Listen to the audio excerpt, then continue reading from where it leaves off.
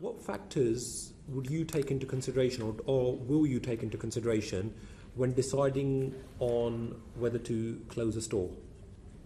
Please, it is not possible you call me here today and quote that I said I'd try and keep 59 stores open. I never said that, and you know it. This group here doesn't know I never said I would keep 59 stores open. Never. Well, I've got a direct quote from yourself. You wanted to turn Harrods into the House of Fraser into the Harrods of the High Street and hope to keep 59 stores open. So as many as the 59, and everybody knows I set a target of 80%. Mm-hmm. Everybody knows I set a target of 80%.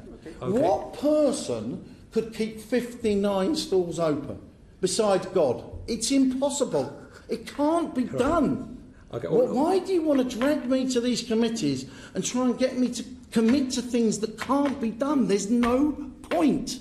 Let's be realistic. If I manage to save 80% of them, by the way, that might be a godlike performance. And before anybody says it, I'm not comparing myself to God. Okay, brilliant.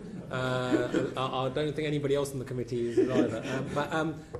So just to answer the question, what factors would you take into consideration when deciding whether to close a store? So first of all, it's lots.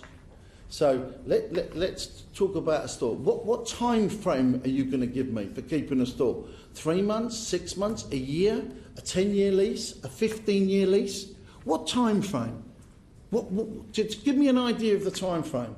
Look, I'm not here to answer I understand. So now you understand the complexity of the answer.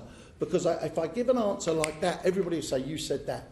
I go, well, that's not, of course I didn't mean that. Be realistic. So you say, okay, so Glasgow.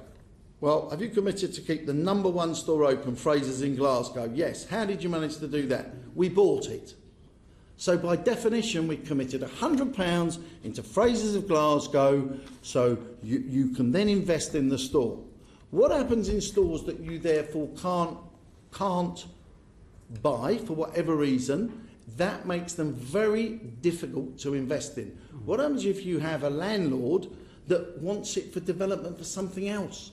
Because they're going to make a fortune if it turns into flats, service business offices, everything else. A lot of the property has got a lot of value for other uses, and it's not easy to keep it as retail. And everybody wants to say greedy landlords. I accept some landlords are being greedy, but the vast majority of landlords want to sit down and work something out. They do. But then we get into time frames, investments, how we're going to do it. What happens if you have a store that actually, in fact, the whole high street dies around it? What are you going to do with the store then? Because I said, OK, I'll sign a 10-year lease. It's not going to help. In the end, that might bring the whole business down. I said before to the previous committee, I'm not Father Christmas. I'm actually a very, I believe, fair guy.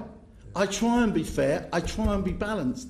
But you can't get me to predict a number with all the different variables going in, other than why wouldn't I want to save them? Okay, well, what advantage have I got of closing them?